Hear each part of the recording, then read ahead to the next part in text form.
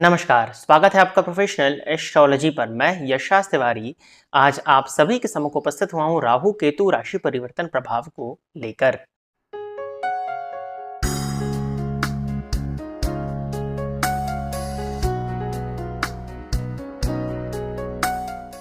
18 मई 2025 को राहु एवं केतु अपने राशि को परिवर्तित करने जा रहे हैं। जैसा कि आप सभी दर्शक जानते हैं, ये दोनों ही ग्रह वक्र गति से चलते हैं और 18 मई को राहु मीन राशि को छोड़कर के कुंभ राशि में प्रवेश करेंगे। साथ ही साथ केतु कन्या राशि को छोड़कर के सिंह राशि में प्रवेश करने जा रहे हैं। आपके लग्न एवं आपके राशि के अनुसार राहु एवं केतु का राशि परिवर्तन प्रभाव क्या फल को लेकर के आ रहा है, क्या लाभ और क्या हानि, इस विषय पर आज के इस कार्यक्रम में हमारी बृहद चर्चा होने जा रही है। जैसा कि आप सभी दर्शक जानते हैं कि ये गोचर का कार्यक्रम है और गोचर निर्भर करता है आपकी जन्म कुंडली की प्लैनेटरी पोजीशन पर। यदि आपकी दशाएं अच्छी चल रही हैं तो ये गोचर यदि बुरा है तो भी आपके लिए कुछ हद तक अच्छा जाता है, और यदि गोचर आपके लिए अच्छा है तो ये आपके लिए गोचर बहुत अच्छा जाता है। परंतु यदि आपकी दशाएं इत्यादि अच्छी नहीं चल रही हैं तो गोचर यदि मैं अच्छा भी बता रहा हूं तो कहीं ना कहीं आपके लिए बहुत श्रेष्ठ परिणाम नहीं लेकर के आ पाता, और यदि गोचर का प्रभाव आपके लिए अशुभ है तो ये आपके लिए अत्यधिक अशुभ होकर के देखने में आपको मिल जाता है। तो यदि आप अपनी जन्म कुंडली का अध्ययन कराना चाहते हैं तो इस वीडियो में जो नंबर फ्लैश हो रहे हैं उन पर व्हाट्सएप के माध्यम से संपर्क करके आप अपनी जन्म कुंडली विश्लेषण का अपॉइंटमेंट बुक कर सकते हैं। साथ ही साथ यदि आप किसी एक प्रश्न का उत्तर जानना चाहते हैं तो निःशुल्क जन्म कुंडली अध्ययन की जो हमारी सीरीज इस चैनल पर चलती है उस पर अपनी डिटेल्स पोस्ट करके, जिस तरह से उस वीडियो में बताया जाता है उस तरह से पोस्ट करके भी आप अपनी जन्म कुंडली का अध्ययन यूट्यूब के माध्यम से निःशुल्क रूप से करा सकते हैं।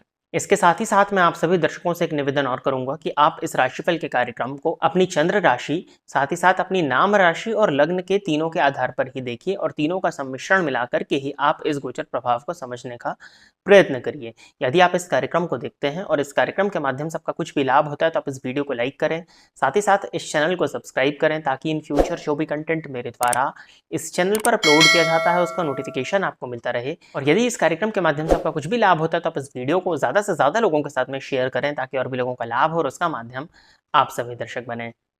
आइए अब हम चर्चा प्रारंभ करते हैं राशियों के क्रम में तीसरी राशि अर्थात मिथुन लग्न एवं मिथुन राशि के जातकों के लिए राहु एवं केतु का राशि परिवर्तन क्या प्रभाव को लेकर के आ रहा है। मिथुन लग्न एवं मिथुन राशि के जातकों के लिए देखा जाए तो राहु का गोचर आपकी गोचर कुंडली के नवम स्थान में होने जा रहा है। नवम स्थान से आपके भाग्य और आपके धर्म का विचार किया जाता है, आपके पिता के सुखों का विचार किया जाता है। नवम भाव में राहु की उपस्थिति कुछ मामलों में तो आपके लिए श्रेष्ठ मानी जाएगी।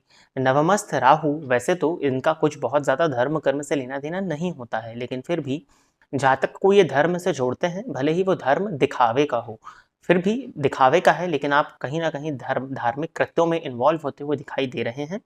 और यदि आपकी जन्म कुंडली में गुरु इत्यादि की स्थिति मजबूत है तो फिर ये धर्म जो होगा वो दिखावे का नहीं होगा। वैसे भी इन राहु पर गुरु की दृष्टि पड़ रही है और गुरु का संबंध आपके व्यक्तित्व से है, तो कहीं ना कहीं दिखावे वाली बात बहुत ज्यादा देखने में तो नहीं आएगी, और ये आपकी धार्मिक वृत्ति को जागृत ही करेंगे यहाँ राहु नवम स्थान में बैठ करके। बट आपको सबसे ज्यादा सतर्क और सावधान होने की जरूरत इस मामले में है कि आने वाले 1.5 वर्ष में आपको कुछ इस तरह के लोग मिल सकते हैं। वो ज्योतिषी के रूप में हो सकते हैं, पंडित के रूप में हो सकते हैं, वो गुरु के रूप में हो सकते हैं, वो ज्ञानी जनों के रूप में हो सकते हैं, जो कि आपको आपके पाथ से भटकाने का कारण बने या फिर आपके धार्मिक विकास में व्यवधान उत्पन्न करें, या आपको कुछ इस तरह की धार्मिक सीख दें जो कि हमारे शास्त्र के विरुद्ध है या जो बिल्कुल शास्त्रोचित नहीं है, या फिर आपको धार्मिक चीजों को लेकर के कुतर्क करने के लिए बाध्य करें, या आपके मन में ऐसे विचारों को वो डालें जिससे आप धर्म को लेकर के तर्क कुतर्क और वितर्क करना प्रारंभ कर दें। तो आपको इस चीज से बचने का प्रयत्न करना चाहिए। ईश्वर के प्रति आपको आस्थावान बने रहना है और किसी सदगुरु की देखरेख में ही आपको धार्मिक कृत्यों को आने वाले 1.5 वर्ष के अंदर करना चाहिए। वैसे तो नवम स्थान में राहु आपको आपके भाग्य का साथ दिलाएंगे। कई बार आपको महसूस अवश्य होगा कि आपको भाग्य का साथ विलंबित गति से प्राप्त हो रहा है, बट इसके बाद भी राहु नवम भाव में जब होते हैं तो आपको कल्पना से अधिक ही आपके भाग्य का साथ मिलता है। जब भी जरूरत पड़ती है भाग्य का साथ आपको देखने में मिल जाता है। हो सकता है चीजें आपकी डीले हों, कुछ हद तक चीजें आपकी रोकें, कुछ हद तक चीजें आपकी अटकें, बट उसके बाद भी भाग्य का साथ आपको मिलेगा और अंततोगत्वा आपके काम बनते हुए दिखाई दे रहे हैं। नवम भावस्थ राहु होने के चलते पिता के स्वास्थ्य में परेशानियां उत्पन्न हो सकती हैं और पिता के साथ में आपके संबंध कुछ हद तक खराब हो सकते हैं। तो आपको पिता के साथ में रिलेशंस को मधुर बना करके रखने का प्रयत्न करना चाहिए। साथ ही साथ पिता के स्वास्थ्य का ध्यान देने की जरूरत आपको होगी। यात्राएं आपकी होती हुई दिखाई दे रही हैं। वैसे तो राहु का लेना देना धार्मिक यात्राओं से नहीं है, परंतु नवमस्थ राहु पर गुरु की दृष्टि पड़ रही है, इसके चलते धार्मिक यात्राएं होती हुई भी दिखाई दे रही हैं। विदेश यात्रा भी आपकी होती हुई दिखाई दे रही है और विदेश यात्रा के माध्यम से लाभ मिलता हुआ भी दिखाई दे रहा है। लंबे समय से यदि आप विदेश जाना चाह रहे थे या विदेश में पीआर लेना चाह रहे थे, परमानेंट सेटलमेंट के लिए समय आपको काफ़ी हद तक हेल्प कर सकता है। इसके साथ ही साथ नवम भावस्थ राहु होने के चलते आपको नौकरी में भी कुछ हद तक ग्रोथ देखने में मिलने वाली है। नवम भावस्थ राहु उच्च शिक्षा के पॉइंट ऑफ व्यू से थोड़ा सा कंफ्यूजन जरूर क्रिएट कर सकते हैं या मन अनुकूल कॉलेज इत्यादि आपको ना मिले, इस बात की पॉसिबिलिटीज जरूर बनती हैं। वैसे गुरु की दृष्टि 9th हाउस पर है, तो यदि आपने पूर्व में मेहनत की हुई है तो फिर आपको यहाँ से बहुत ज़्यादा चिंता करने की ज़रूरत नहीं होगी। नवमस्थ राहु की दृष्टि आपके लग्न पर पड़ेगी। लग्न यानी कि आपका व्यक्तित्व, यानी कि आप। तो राहु की दृष्टि में कहीं ना कहीं परेशानी देखने में आती है, विच्छेदात्मक दृष्टि होती है, तो ये आपको आपके व्यक्तित्व से दूर कर सकती है। गुरु पर भी पड़ेगी राहु की दृष्टि, तो कहीं ना कहीं जहां पर आपको आपके ज्ञान की आवश्यकता है, आपको आपके विवेक की आवश्यकता है, वहां पर आपका ज्ञान और आपका विवेक आपका साथ ना दे, इस बात की पॉसिबिलिटीज बनती हैं और मन में कन्फ्यूजन्स और भ्रम की स्थिति उत्पन्न हो सकती है। तो इस बात का आपको ध्यान देने की जरूरत होगी। कोई भी डिसीजन यदि आप लेते हैं तो आपको बहुत सोच समझ करके लेना चाहिए। इंपल्सिव डिसीजन को लेने से आपको आने वाले 1.5 वर्ष में बचना चाहिए। लग्न पर राहु की दृष्टि कई बार जातकों को अज्ञात भय से ग्रसित भी कर देती है, जिसके लिए मैं आपको उपाय बता दूंगा। बहुत ज्यादा कंफ्यूजन्स में, बहुत ज्यादा भ्रम में पड़ने से आपको बचना चाहिए और जरूरत से ज्यादा लोगों की बातों को सुनना भी आपको आने वाले 1.5 वर्ष में अवॉइड करना चाहिए, नहीं तो वो कंफ्यूजन्स और आपको बढ़कर के देखने में मिल जाएंगे। नवमस्थ राहु की 7वीं दृष्टि जन्म कुंडली के 3य भाव पर पड़ेगी, आपके पराक्रम और आपके पुरुषार्थ में वृद्धि करने वाली है। पड़ोसियों के साथ में हो सकता है कि रिलेशंस में थोड़ा सा उतार चढ़ाव आए, छोटे भाई बहनों के साथ में आपके रिलेशंस कुछ हद तक बिगड़ सकते हैं, बट इसके बाद में आपका वे ऑफ कम्युनिकेशन जो होगा वो द्व्यर्थी होगा। आप अपने वे ऑफ कम्युनिकेशन से लोगों को इंप्रेस करते हुए दिखाई दे रहे हैं और सोशल मीडिया या टेक्निकल लाइन से जुड़े हुए हैं तो इस समय आपके लिए अच्छा होगा। कंटेंट क्रिएशन की फील्ड से जुड़े हुए हैं तो भी राहु का ये गोचर आपके लिए फेवरेबल होता हुआ दिखाई दे रहा है। आपको आपके सर्कल का, सोशल सर्कल का लाभ देखने में आने वाले समय में मिलने वाला है। धन धान्य के पॉइंट ऑफ व्यू से भी राहु का गोचर आपके लिए अच्छा होने वाला है और राहु का गोचर धन आगमन में भी आपको हेल्प करता हुआ दिखाई दे रहा है। और नवमस्थ राहु की दृष्टि पंचम भाव पर पड़ने के चलते संतान के साथ में संबंध खराब हो सकते हैं, संतान को लेकर के आपको चिंता उत्पन्न हो सकती है। साथ ही साथ में संतान के चाल चलन का आपको ध्यान देने की जरूरत है। लव एंड रिलेशनशिप में परेशानियां आ सकती हैं, प्रेम संबंध में गलतफहमी उत्पन्न हो सकती है। आपको अपने प्रेमी की भावनाओं का सम्मान करना चाहिए। अपने संतान के साथ में भी अच्छा समय बिताने का प्रयत्न करिएगा। संतान पर बहुत ज्यादा अपनी चलाने से बचना चाहिए। आपको बहुत ज्यादा अपनी संतान के ऊपर डोमिनेट करने की कोशिश आपको नहीं करनी चाहिए। इसके साथ ही साथ में राहु की दृष्टि जो कि पंचम भाव पर है, तो टेक्निकल फील्ड के विद्यार्थियों के लिए, रिसर्च फील्ड के विद्यार्थियों के लिए तो ये समय अच्छा होगा, परंतु जो सामान्य शिक्षा ग्रहण कर रहे हैं उनके लिए परेशानी का कारण ये राहु बन सकते हैं। अकाउंटेंसी के क्षेत्र से जो लोग जुड़े हुए हैं या शिक्षा के क्षेत्र से जो लोग जुड़े हुए हैं उनके लिए तो गुरु की दृष्टि काफी हद तक हेल्प करेगी, बट फिर भी कंसंट्रेशन में थोड़ा सा फ्लक्चुएशंस आपको देखने में अवश्य ही मिलेगा। तो इसके लिए जो उपाय मैंने आपको गुरु के राशि परिवर्तन में बताए हैं उनको अवश्य ही कर लीजिएगा। गुरु के राशि पर संचरण करने के चलते मैंने आईवीएफ और संतान प्राप्ति की बात कही थी, लेकिन राहु की दृष्टि भी संतान स्थान पर पड़ेगी तो प्रथम गर्भ में कुछ हद तक परेशानियों को उत्पन्न कर सकती है। इसलिए डॉक्टरी देखरेख अत्यंत आवश्यक आपके लिए आने वाले 1.5 वर्ष में हो जाएगी, यदि आप संतान के पॉइंट ऑफ व्यू से गोचर काल को देख रहे हैं तो। बाकी तीसरे भावगत केतु भी आपके पराक्रम, आपके शौर्य और आपके पुरुषार्थ में वृद्धि ही करेंगे, तो तीसरे भाव के केतु से कोई बहुत ज्यादा परेशानी नहीं है। तृतीय का केतु हो सकता है कि आपको आपके छोटे भाई बहनों के साथ में रिलेशन में थोड़ी सी परेशानियों को महसूस कराए, या तीसरे भाव का केतु आपके छोटे भाई बहनों के व्यक्तित्व में थोड़ा सा भ्रम ला दे। हो सकता है कि आपको अपनी कम्युनिकेशन स्किल्स पर कुछ समय के बाद में डाउट होने लग जाए, परंतु कोई बहुत ज़्यादा चिंता नहीं है, क्योंकि तीसरे भाव के स्वामी सूर्य हैं और उनकी पोजीशन जैसे जैसे बदलती चली जाएगी वैसे वैसे करके केतु का प्रभाव भी परिवर्तित होगा। तो कोई बहुत ज़्यादा चिंता लॉन्ग टर्म में आपके लिए नहीं बनती है।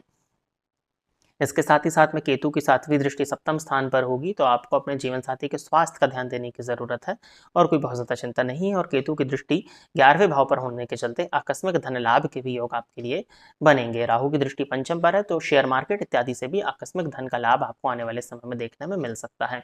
उपाय के तौर पर मंगलवार की रात में खड़े मूंग को भिगा दीजिएगा और अगले दिन बुधवार को सुबह सुबह पक्षियों को यदि आप खड़ा मूंग खाने के लिए देते हैं तो ये करना आपके लिए इस गोचर काल में सबसे ज्यादा बेहतरीन होगा। अब हम बिना विलंब किए चर्चा प्रारंभ करते हैं।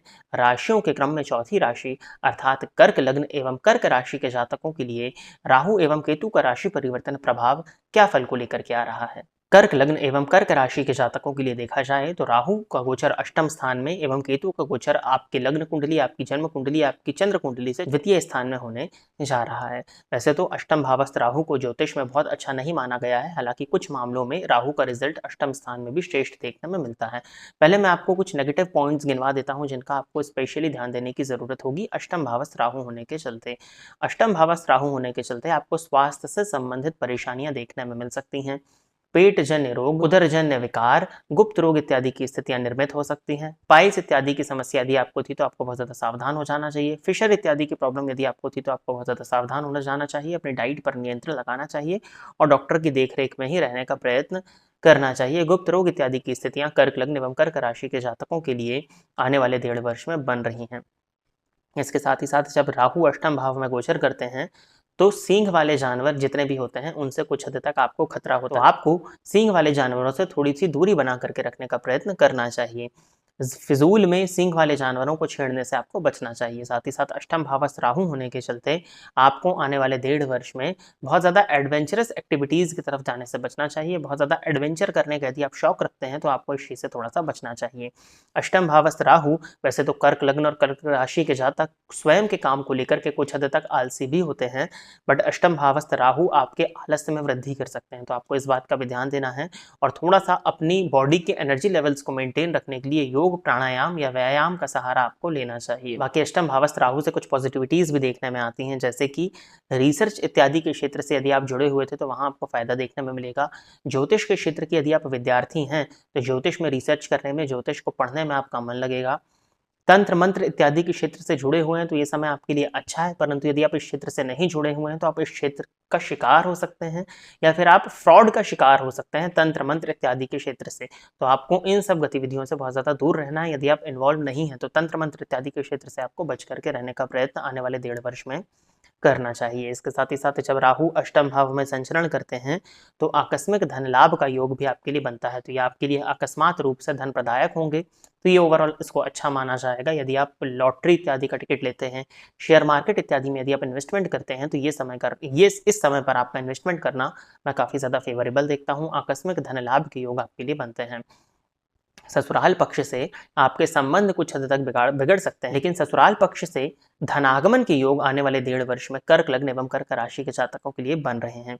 अष्टम भावस्थ राहु की दृष्टि जन्म कुंडली के 12वें भाव पर होगी तो आपको गैर कानूनी कार्यों को करने से बचना चाहिए और फिजूल का व्यय करने से आपको बचना चाहिए। वैसे तो गुरु 12वें स्थान में बैठकर के व्यर्थ के व्यय पर नियंत्रण लगाएंगे, बट उसके बाद भी राहु की दृष्टि 12वें और द्वितीय दोनों भावों पर है तो आपको अभक्ष्य का भक्षण करने से बचना है और व्यर्थ का व्यय करने से बचना चाहिए। साथ ही साथ में अपने आहार को बहुत ज़्यादा नियंत्रित बना करके रखने की आपको आवश्यकता है। शराब इत्यादि का सेवन करना आपके लिए आने वाले 1.5 वर्ष में बिल्कुल भी फेवरेबल नहीं रहेगा।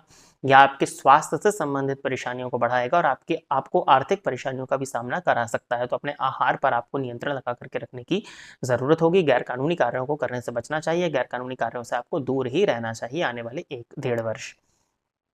राहु की दृष्टि द्वितीय भाव पर होने के चलते वाणी की कड़वाहट साफ समझ में आ रही है। कुटुंबीजनों से दूरी, कुटुंबीजनों से अलगाव साफ समझ में आ रहा है।